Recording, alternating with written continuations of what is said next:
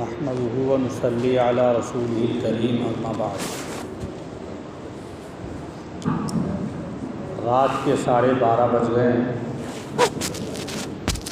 اور یہ وہ وقت ہوتا ہے جب نشاط غائب ہو جاتا ہے،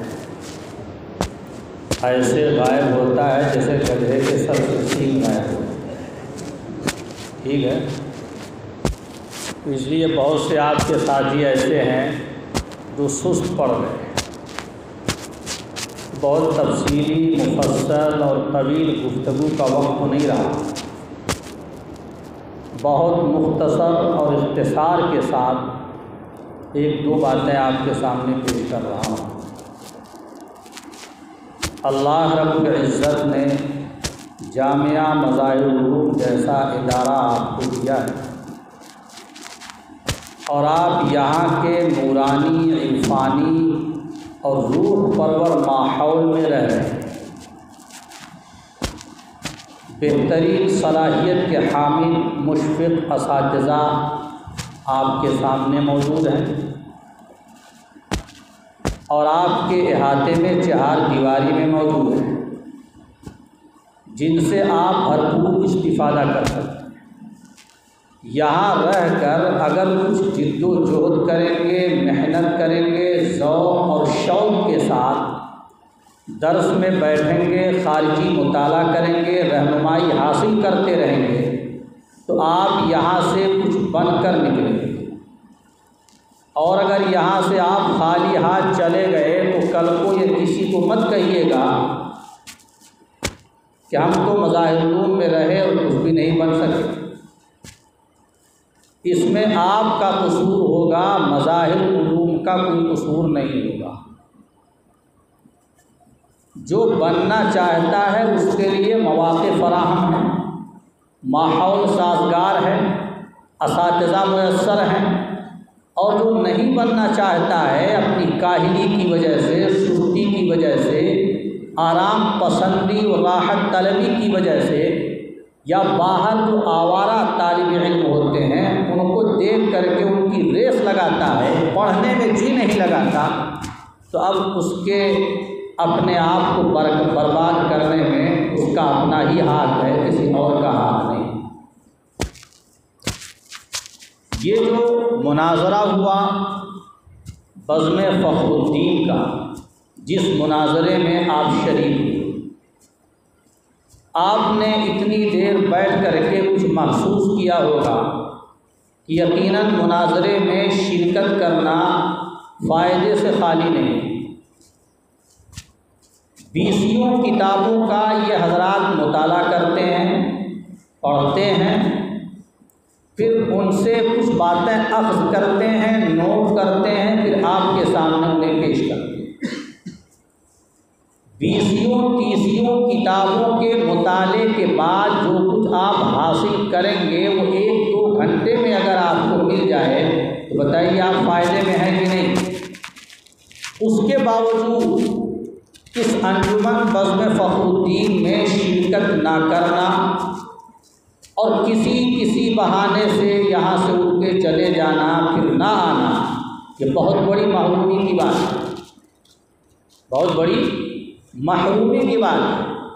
جو لوگ بزم فخر الدین سے جڑے ہوئے ہیں، مربوط ہیں اور اپنا رشتہ انہوں نے برقرار رکھا ہے، یقیناً وہ اس لائق ہیں کہ فخر کریں۔ نام بھی فخر الدین ہے اور کام بھی فخر الدین والا ہے۔ تو جو حضرات نہیں آ سکے ہیں ان تک یہ پیغام پہنچانا چاہیے کہ 15 دن میں، 1 مہینے میں، 2 مہینے میں یہ مناظرہ منعقد ہوتا ہے، یہ آپ کے سماج کی ضرورت ہے، آپ کے علاقے کی ضرورت ہے اور آپ کی ملت کی اور قوم کی ضرورت ہے۔ آپ قوم کے قائد ہیں، رہنما ہیں، رہبر ہیں، اور امت آپ کی پیاسی ہے، آپ سے مسائل پوچھے گی، فقہی احکام پوچھے گی، امت آپ سے دین کے سوالات کرے گی، اور آپ اگر وقت سے فائدہ نہیں اٹھائیں گے اور بغلیں جھانکیں گے تو آپ بتائیے آپ ان کی امیدوں پر کھرے تو نہیں اترے؟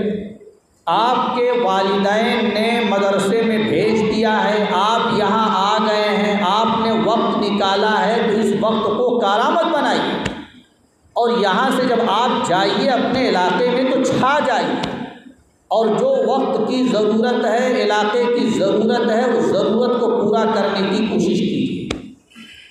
جہاں یہ عنوانات ہیں جو پہلے سے آپ سمجھ رکھے ہیں، ان عنوانات پر تیاری کی ضرورت ہے۔ وہی آج کے زمانے کے چیلنجز اور بھی بہت سارے اور نئے نئے چیلنجز سامنے آ رہے ہیں۔